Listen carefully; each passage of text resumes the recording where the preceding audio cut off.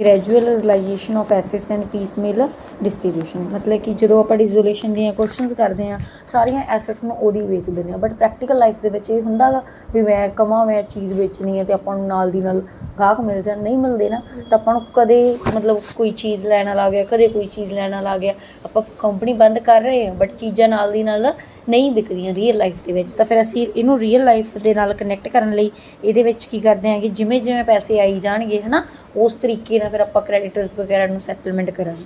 ਠੀਕ ਹੈ। In all the problem on dissolution so far attempted by us we have assumed that all the assets are realized immediately on the date of the dissolution and the accounts of all the creditor and partner are settled on the same date. But this assumption is unrealistic because normally the process of realizing the asset takes a long time and cash is distributed as when it is realized, as the partner in such a case may not wish to wait till all the assets are realized. ठीक है। ਹੁਣ ਆਪਾਂ ਨੂੰ ਸਾਰਿਆਂ ਨੂੰ ਬੰਦੇ ਨੂੰ wait ਨਾ ਕਰਨੀ ਪਵੇ, ਜਿੰਨੇ ਜਿੰਨੇ ਪੈਸੇ ਆਈ ਜਾਂਦੇ ਮੈਂ ਨਾਲ ਦੀ ਨਾਲ ਕ੍ਰੈਡੀਟਰਸ ਨੂੰ ਉਨੇ ਉਨੇ ਉਸ ਰੇਸ਼ੋ ਦੇ ਵਿੱਚ ਦੇਈ ਜਾਣੇ। ਹੁਣ ਐਂ ਵੀ ਨਹੀਂ ਗਾ ਮੈਂ ਕਹਾਂ ਵੀ ਮੇਰੇ ਕੋਲ ਤਾਂ 2 ਮਹੀਨਿਆਂ 'ਚ ਪੈਸੇ ਆਉਣਗੇ ਅਤੇ ਉਹਨਾਂ ਨੂੰ ਕਹਾਂ ਵੀ ਤੁਸੀਂ 2 ਮਹੀਨੇ ਪੈਸੇ ਵੇਟ ਕਰੋ, ਮੈਂ ਪੈਸੇ ਪਹਿਲਾਂ ਇਕੱਠੇ ਕਰੂੰ ਫਿਰ ਜਾ ਕੇ ਦਊਂਗੀ, ਉਦੋਂ ਤੱਕ ਆਪਾਂ ਹੋਰ ਪਾਸੇ ਵੀ ਖਰਚੇ ਜਾ ਸਕਦੇ, ਕੌਣ ਸਾਂਭ ਕੇ ਰੱਖੂਗਾ ਹੈ ਨਾ।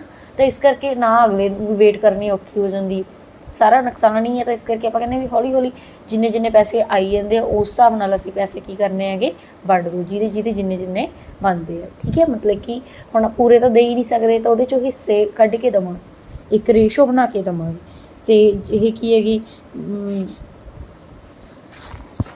it is universally accepted practice that an interim distribution is made to the partner for their claim after paying off all creditor as and when cash is available। मतलब ਆਪਾਂ ਫਿਰ partners ਨੂੰ ਵੀ ਦੇਵਾਂਗੇ creditors ਵਗੈਰਾ ਤੋਂ ਬਾਅਦ। under such a case when there is a gradual realization of asset it is necessary to avoid the unpleasant consequences of a partner's account being overdrawn, distributing cash of various realization of assets in such a way that the final unpaid balance of the capital of each partner is left in his profit sharing ratio। ਮਤਲਬ ਇਹਦੇ ਵਿੱਚ ਆਪਾਂ ਕੀ ਕਰਦੇ ਹਾਂ ਜਿਹੜੇ ਅਨਪਲੀਜ਼ੈਂਟ ਕੰਸੀਕੁਐਂਸਿਸ ਆ ਉਹਦੇ ਤੋਂ ਬਚਾਉਣ ਵਾਸਤੇ ਆਪਾਂ ਨੇ ਕੀ ਕਰਨਾ ਗਾ ਵੀ ਉਹਨਾਂ ਨੂੰ ਪ੍ਰੋਫਿਟ ਸ਼ੇਅਰਿੰਗ ਰੇਸ਼ੋ ਦੇ ਵਿੱਚ ਜਿੰਨਾ ਕੁ ਬਣਦਾ ਗਾ। ਠੀਕ ਹੈ। ਪ੍ਰੋਫਿਟ ਸ਼ੇਅਰਿੰਗ ਰੇਸ਼ੋ ਆਪਾਂ ਕੱਢਾਂਗੇ, ਇਹ ਜਿਹੜੀ ਕੁਐਸਚਨ 'ਚ ਪਹਿਲਾਂ ਤੋਂ ਸੀਗੀ ਉਹ ਨਹੀਂ ਲੈ ਕੇ ਚੱਲਣੀ। ਠੀਕ ਹੈ। ਜੇ ਆਪਾਂ ਮਤਲਬ ਨਾ ਤਾਂ ਕੈਪੀਟਲ ਰੇਸ਼ੋ ਦੇ ਵਿੱਚ ਬਣ ਸਕਦੇ ਨਾ ਪ੍ਰੋਫਿਟ ਸ਼ੇਅਰਿੰਗ ਰੇਸ਼ੋ ਜੋ ਹੈ ਉਹਦੇ ਵਿੱਚ ਬਣਨਾ ਗਾ। ਠੀਕ ਹੈ। ਅਤੇ ਆਪਾਂ ਨੇ ਕੀ ਕਰਨਾ ਗਾ ਇੱਕ ਮੈਥਡ ਆ ਜਿਹਦੇ ਬੇਸ 'ਤੇ ਆਪਾਂ ਕੀ ਕਰਾਂਗੇ ਲੈ ਕੇ ਉਹਨਾਂ ਨੂੰ ਮਤਲਬ ਕਿ ਵੰਡਾਂਗੇ। ਹੁਣ ਇੱਥੇ ਪ੍ਰਾਇਓਰਟੀ ਆਫ ਡਿਸਟਰੀਬਿਊਸ਼ਨ ਸਭ ਤੋਂ ਪਹਿਲਾਂ ਕਿਹਨੂੰ ਪੈਸੇ ਦੇਣੇ ਹੈਗੇ ਐਕਸਪੈਂਸਿਸ ਆਫ ਰੀਲਾਈਜੇਸ਼ਨ। ਸਭ ਤੋਂ ਪਹਿਲਾਂ ਹੁਣ ਰੀਲਾਈਜੇਸ਼ਨ ਦੇ ਐਕਸਪੈਂਸਿਸ ਨੂੰ ਹੀ ਪੇ ਕਰਨਾ ਪੈਣਾ ਕਿਉਂਕਿ ਉਹ ਹੁਣ ਦੇ ਖਰਚੇ ਕਰੰਟ ਲੈਵਲ 'ਤੇ ਹੀ ਹੈ। ਜੇ ਆਪਾਂ ਕਹਤਾ ਅਸੀਂ ਤਾਂ ਰੁੱਕ ਕੇ ਦੇਵਾਂਗੇ ਉਹਨਾਂ ਨੇ ਕਹਿਣਾ ਫਿਰ ਅਸੀਂ ਤਾਂ ਤੁਹਾਡਾ ਕੰਮ ਹੀ ਨਹੀਂ ਕਰਨਾ, ਇਸ ਕਰਕੇ ਉਹਨੂੰ ਤਾਂ ਆਪਾਂ ਨੂੰ ਕੀ ਕਰਨਾ ਪੈਣਾ ਪਹਿਲੇ ਨੰਬਰ 'ਤੇ ਪੇਮੈਂਟ ਕਰਨੀ ਪੈਣੀ। ਉਸ ਤੋਂ ਬਾਅਦ ਥਰਡ ਪਾਰਟੀਜ਼ ਨੂੰ ਬਾਹਰਲੇ ਲੋਕਾਂ ਨੂੰ। ਠੀਕ ਹੈ। If more than 1 creditor then in proportion of the amounts due must be paid out on full prior to any partner being paid any amount in respect of his loan and capital। Third parties ਨੂੰ ਆਪਾਂ ਦੇਵਾਂਗੇ ਜੇ ਕੋਈ ਇੱਕ ਤੋਂ ਜ਼ਿਆਦਾ ਕ੍ਰੈਡੀਟਰਸ ਹੈ ਤਾਂ ਫਿਰ ਉਹਨਾਂ ਨੂੰ ਉਹਨਾਂ ਦੀ ਰੇਸ਼ੋ ਬਣਾ ਕੇ ਦੇਵਾਂਗੇ ਜਿਹੜੇ ਆਪਣੇ ਪਾਰਟਨਰਸ ਆ ਉਹਨਾਂ ਤੋਂ ਪਹਿਲਾਂ। ਫਿਰ ਸਿਕਿਓਰਡ ਕ੍ਰੈਡੀਟਰਸ ਜੇ ਅਨਸਿਕਿਓਰਡ ਅਤੇ ਸਿਕਿਓਰਡ ਦੋਨੋਂ ਆ, ਸਿਕਿਓਰਡ ਨੂੰ ਪਹਿਲਾਂ ਦੇਵਾਂਗੇ ਅਨਸਿਕਿਓਰਡ ਨੂੰ ਬਾਅਦ ਦੇ ਵਿੱਚ ਦੇਵਾਂਗੇ। ਅਤੇ ਉਸ ਤੋਂ ਬਾਅਦ ਇਹਨਾਂ ਨੂੰ ਆਫਟਰ ਦਾ ਕ੍ਰੈਡੀਟਰਸ ਨੂੰ ਪੇ ਕਰਨ ਤੋਂ ਬਾਅਦ amount due to a partner as a loan ਜਿਹੜੀ ਲੋਨ ਵਾਲੀ ਹੈ ਉਹ ਪਹਿਲਾਂ ਪੇ ਕਰਾਂਗੇ। ਫਿਰ ਆਊਟਸਾਈਡ ਲਾਇਬਿਲਿਟੀ ਹੋ ਗਈਆਂ, ਲੋਨ ਹੋ ਗਏ, ਕੈਪੀਟਲ ਪਾਰਟਨਰ ਦੀ ਫਿਰ ਐਂਡ 'ਤੇ ਪੇ ਕਰਾਂਗੇ। ਠੀਕ ਹੈ। ਜੇ ਕੁਛ ਬਚਦਾ ਹੈ। Methods of distribution of cash among partners ਦੋ ਮੈਥਡ ਆ, ਪ੍ਰਪੋਰਸ਼ਨੇਟ ਕੈਪੀਟਲ ਮੈਥਡ, ਇੱਕ ਮੈਕਸੀਮਮ ਲਾਸ ਮੈਥਡ। ਤਾਂ ਹੁਣ ਇਹਦੇ ਵਿੱਚ ਪਹਿਲਾਂ ਆਪਾਂ ਕਰਨਾ proportionate capital method. Capital of the partner are in the ratio of their profit sharing ratio. ਠੀਕ ਹੈ। ਮਤਲਬ ਕਿ ਕੈਪੀਟਲ ਅਤੇ ਜੇ ਪ੍ਰੋਫਿਟ ਸ਼ੇਅਰਿੰਗ ਰੇਸ਼ੋ ਇੱਕ ਤਰੀਕੇ ਨਾਲ ਸੇਮ। ਠੀਕ ਹੈ। ਤਾਂ ਫਿਰ ਆਪਾਂ ਕੀ ਕਰਾਂਗੇ ਉਹਨਾਂ ਨੂੰ ਕੈਪੀਟਲ ਰੇਸ਼ੋ ਦੇ ਅਕੋਰਡਿੰਗ ਕੀ ਕਰਾਂਗੇ ਡਿਸਟਰੀਬਿਊਟ ਕਰਾਂਗੇ। If the capital of the partner R note in the profit sharing ratio, capital ਅਤੇ ਪ੍ਰੋਫਿਟ ਸ਼ੇਅਰਿੰਗ ਰੇਸ਼ੋ ਸੇਮ ਨਹੀਂ ਗੀ। ਠੀਕ ਹੈ। ਤਾਂ ਫਿਰ ਆਪਾਂ ਨੂੰ ਕੀ ਕਰਨਾ ਪੈਣਾ ਗਾ first cash available for distribution amongst the partner should be paid to those partner whose capital are more than their profit sharing ratio to bring their capital to their profit sharing levels। ਮਤਲਬ ਇੱਕ ਇਹਦੇ ਵਿੱਚ ਆਪਾਂ ਨੂੰ settlement ਕਰਨਾ ਪੈਣਾ ਗਾ। ਪਹਿਲਾਂ ਕਿਹਨੂੰ ਦੇਵਾਂਗੇ for distribution among the partners। ਠੀਕ ਹੈ। should be paid to those partner whose capital are more ਜਿਹਦੀ ਕੈਪੀਟਲ ਜ਼ਿਆਦਾ ਹੈ। ठीक है। तो ਆਪਾਂ ਨੂੰ ਇਹਦੇ ਵਿੱਚ ਇੱਕ ਸੈਟਲਮੈਂਟ ਕਰਨਾ ਪੈਂਦਾ। ਇਹਨਾਂ ਨੇ ਐਗਜ਼ਾਮਪਲ ਦਿੱਤੀ ਵੀ ਹੈਗੀ, ਜਿਵੇਂ ਹੁਣ ਆਪਾਂ XY ਪਾਰਟਨਰਸ ਹੈ, ਕੈਪੀਟਲ 40,000 ਤੇ 20,000, share the profit and losses in the ratio 5:2 if after paying off creditor ਦੋ ਇੰਸਟਾਲਮੈਂਟਸ ਜ਼ਿਆਦਾ ਬਣ ਗਈ 28,000 ਤੇ 11,000 are collected and all the distribution is made according to the profit sharing ratio. तो result की होगा ये, वैसे पहला मैं तुम्हें गलत प्रोसेस के अकॉर्डिंग करवा रही हूँ ताकि तुम्हें पता लग जाए भी आए असी करते क्यों दूजे तरीके नाल। ठीक है, अपनी रेशो कितनी है, वैसे प्रॉफिट कितना गा, प्रॉफिट शेयरिंग रेशो तो 5:2 तो अमाउंट कितनी ड्यू होगी 40,000 तो 20,000। तो हुण अपने कोल कहंदे दो होर इंस्टॉलमेंट्स आ गई 28,000 आ गया क्रेडिटर्स वगैरह ਨੂੰ पे करन तो बाद।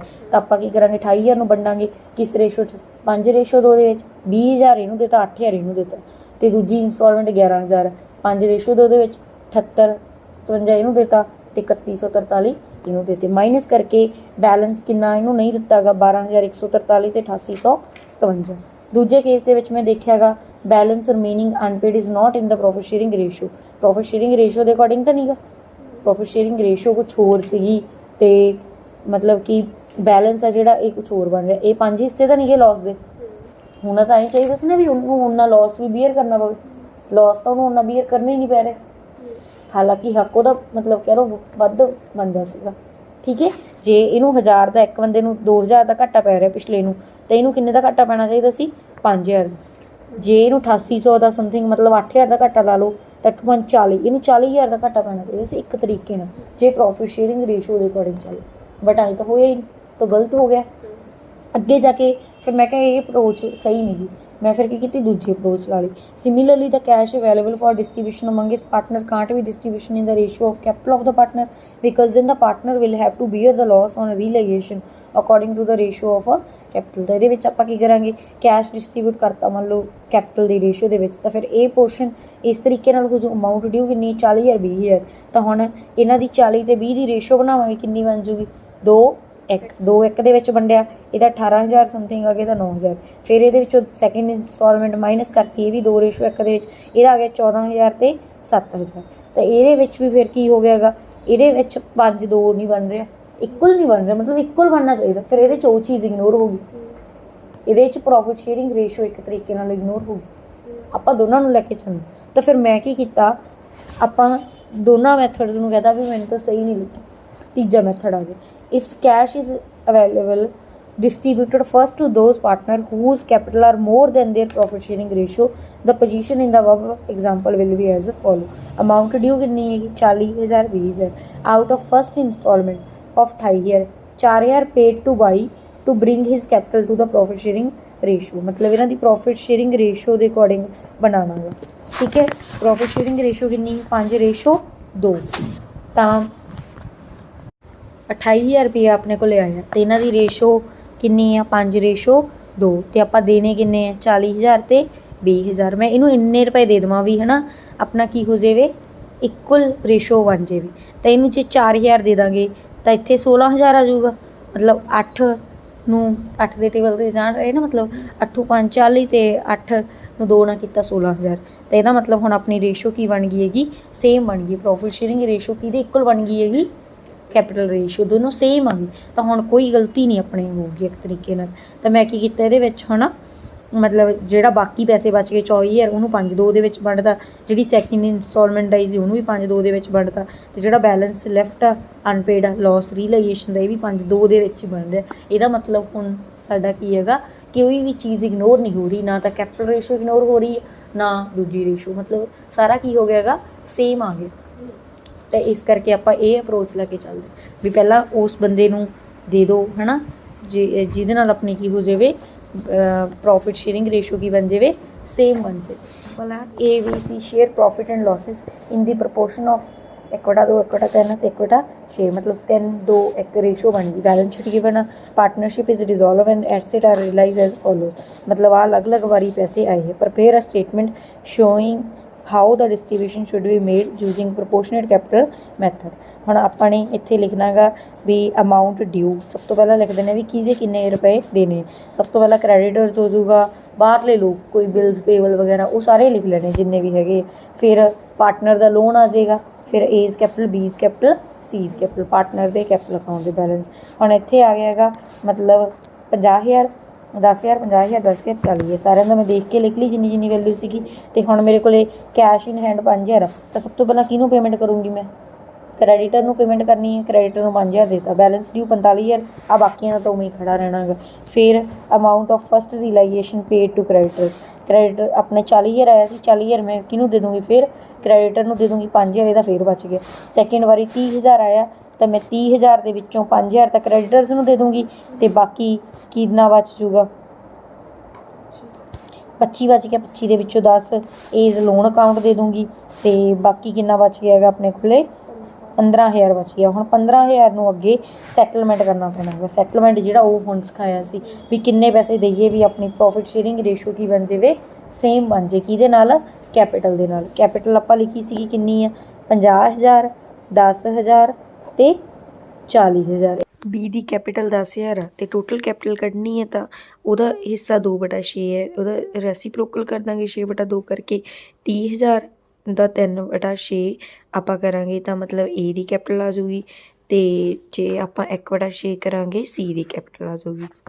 ਰੇਸ਼ੋ ਉਹਨਾਂ ਦੀ 3, 2, 1। ਐਕਚੁਅਲ ਕੈਪੀਟਲ ਕਿੰਨੀ ਹੋ ਗਈ 50,000, 10,000, 40,000 ਸੀ, ਤਾਂ ਇਹਦਾ ਮਤਲਬ ਆਪਾਂ ਕੱਢਿਆ ਸੀਗਾ ਹੋਣੀ ਕਿੰਨੀ ਚਾਹੀਦੀ ਹੈ 15,000, 10,000, 5,000, ਤਾਂ ਉਹਦੇ 'ਚੋਂ ਆਪਾਂ ਮਾਈਨਸ ਕਰ ਦਾਂਗੇ ਜਿੰਨੀ ਕੈਪੀਟਲ ਹੋਣੀ ਚਾਹੀਦੀ ਹੈਗੀ। 35,000 A ਦਾ ਵੱਧਦਾ ਅਤੇ 35,000 ਹੀ C ਦਾ ਵੱਧਦਾ, ਤਾਂ ਮਤਲਬ B ਦੀ ਸਹੀ ਹੈ ਤਾਂ B ਨੂੰ ਉਸੇ ਤਰੀਕੇ ਨਾਲ ਪਿੱਛੇ ਹੀ ਛੱਡ ਦਾਂਗੇ। ਹੁਣ A ਤੇ C ਨੂੰ ਅੱਗੇ ਲਿਆਵਾਂਗੇ। ਉਹਨਾਂ ਦਾ 35,000 ਆ ਗਿਆ, ਇਹਨੂੰ ਆਪਾਂ ਰੇਸ਼ੋ ਨਾਲ ਡਿਵਾਈਡ ਕਰ ਦਾਂਗੇ। ਨਿਊ ਯੂਨਿਟ ਕੈਪੀਟਲ ਆਪਣੀ 35,000 ਨੂੰ 3 ਨਾਲ ਡਿਵਾਈਡ ਕੀਤਾ ਤਾਂ A ਦੀ 11,666.66 ਆ ਗਈ, C ਦੀ ਕਰਦੇ ਤਾਂ 35,000 ਹੀ ਹੈ। ਹੁਣ ਨਿਊ ਬੇਸ ਕੈਪੀਟਲ ਕਿਹੜੀ ਲੈਣੀ ਹੁੰਦੀ ਹੈ, ਜਿਹੜੀ ਇਹਨਾਂ ਦੋਨਾਂ ਦੇ ਵਿੱਚੋਂ ਛੋਟੀ ਹੁੰਦੀ ਹੈ। ਨਿਊ ਬੇਸ ਕੈਪੀਟਲ ਇਨਟੂ ਹੁਣ ਪ੍ਰੋਫਿਟ ਸ਼ੇਅਰਿੰਗ ਰੇਸ਼ੋ ਨਾਲ ਮਲਟੀਪਲਾਈ ਕਰ ਦਿਓ। ਨਿਊ ਬੇਸ ਕੈਪੀਟਲ ਇਹਦੀ 11,666 ਕਿਉਂਕਿ ਜਿਹੜੀ ਬੇਸ ਆਪਾਂ ਕੀ ਲੈਤੀ ਜਿਹੜੀ ਛੋਟੀ ਹੈ 11,666 ਇੰਟੂ 3 11,666 ਇੰਟੂ 1 ਤਾਂ ਆਪਣਾ x ਦਾ ਤਾਂ 35,000 ਹੀ ਬਣੀ ਜਾਂਦਾ, 22 ਦਾ 11,666 ਰੁਪਏ ਆ।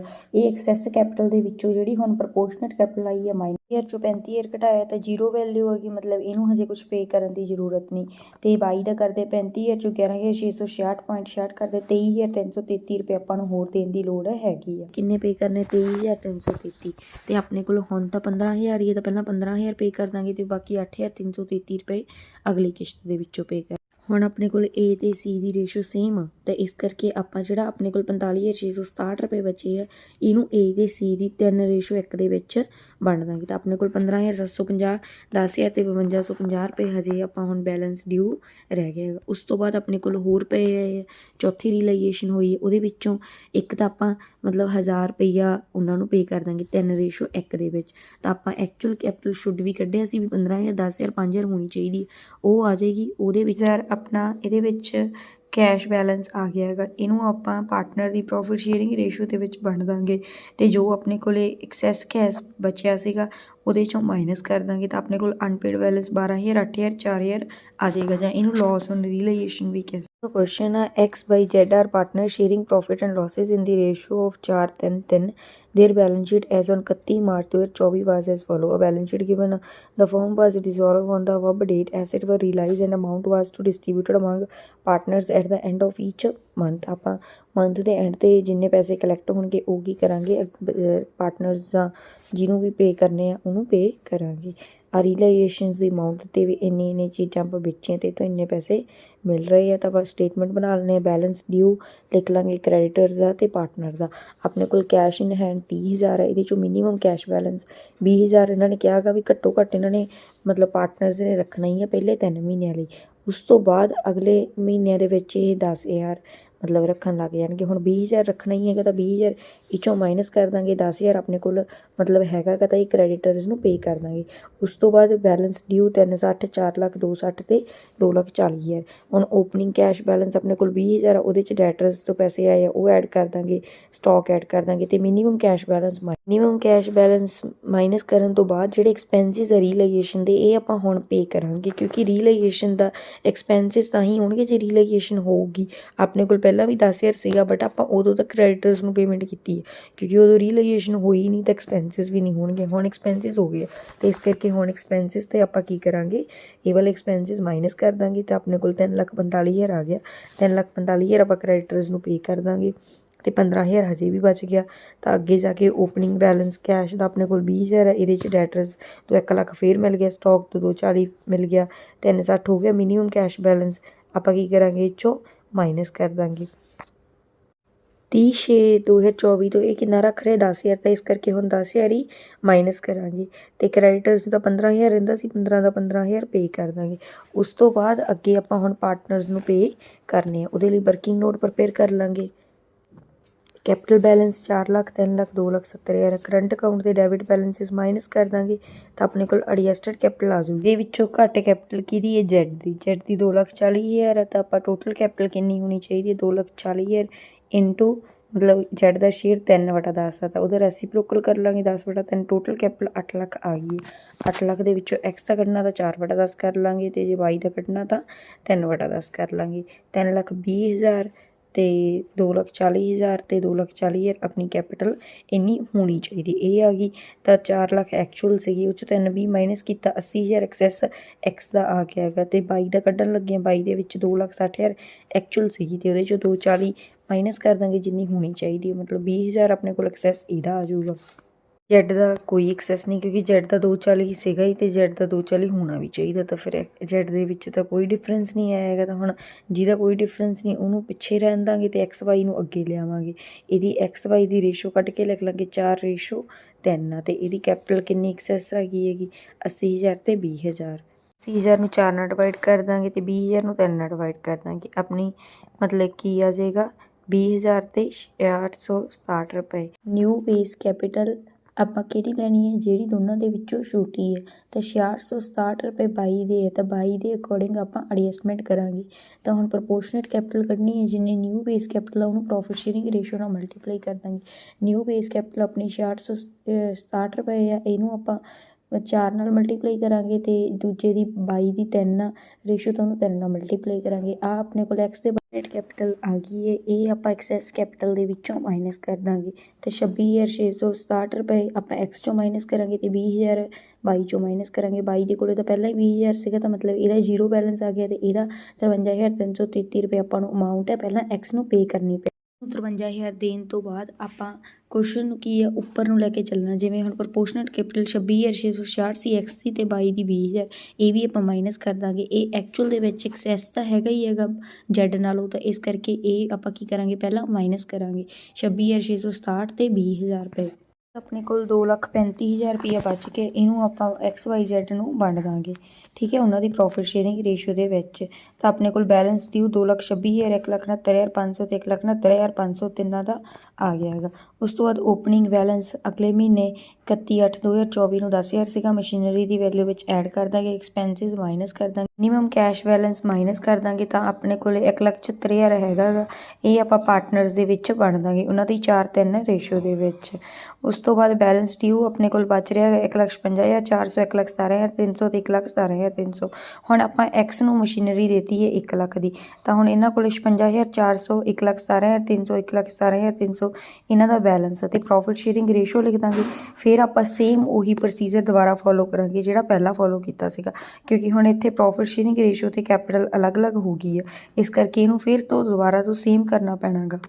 ਕੈਪੀਟਲ 56,400, ਟੋਟਲ ਕੈਪੀਟਲ ਕਿੰਨੀ ਹੋਣੀ ਚਾਹੀਦੀ 56,400 ਇੰਟੂ 10/4 ਰੈਸੀਪ੍ਰੋਕਲ ਕੀਤਾ ਆਪਾਂ ਐਕਸ ਦੀ ਕੈਪੀਟਲ ਦਾ, ਤਾਂ 1,41,000 ਟੋਟਲ ਕੈਪੀਟਲ ਆ ਗਈ ਹੈ। ਇਹਦੇ ਵਿੱਚੋਂ ਆਪਾਂ 22 ਦਾ ਹਿੱਸਾ ਕੱਢ ਲਾਂਗੇ 3/10, ਜੈਡ ਦਾ ਵੀ 3/10, 42,300 42,300 ਦੋਨਾਂ ਦੀ ਆ ਗਈ ਹੈ। ਤਾਂ ਇਹਨੂੰ ਅੱਗੇ ਵੈਲਿਊਜ਼ ਆਪਾਂ ਪੁੱਟ ਕਰ ਲਾਂਗੇ, ਐਕਸ ਵਾਈ ਜੈਡ ਰੇਸ਼ੋ 4/3 ਆ, ਅਤੇ ਬੈਲੈਂਸ ਇਹਨਾਂ ਦਾ 56,400, 1,17,300, 1,17,300। ਉਸ ਤੋਂ ਬਾਅਦ ਇਹਦੇ ਵਿੱਚ ਹੋਣੀ ਕਿੰਨੀ ਚਾਹੀਦੀ ਸੀ 56,400, ਤਾਂ ਐਕਸ ਦੀ ਹੋਣੀ ਚਾਹੀਦੀ ਸੀ ਜਿਵੇਂ ਆਪਾਂ ਉਹਦੇ ਨਾਲ ਕੱਢਿਆ ਹੈਗਾ, ਅਤੇ 42,322 ਦੀ 42,300 ਜੈਡ ਦੀ, ਕਿਉਂਕਿ ਐਕਸ ਨੂੰ ਤਾਂ ਬੇਸ ਲੈ ਕੇ ਚੱਲਿਆ, ਤਾਂ ਐਕਸ ਦੀ ਸੇਮ ਹੀ ਆਊਗੀ।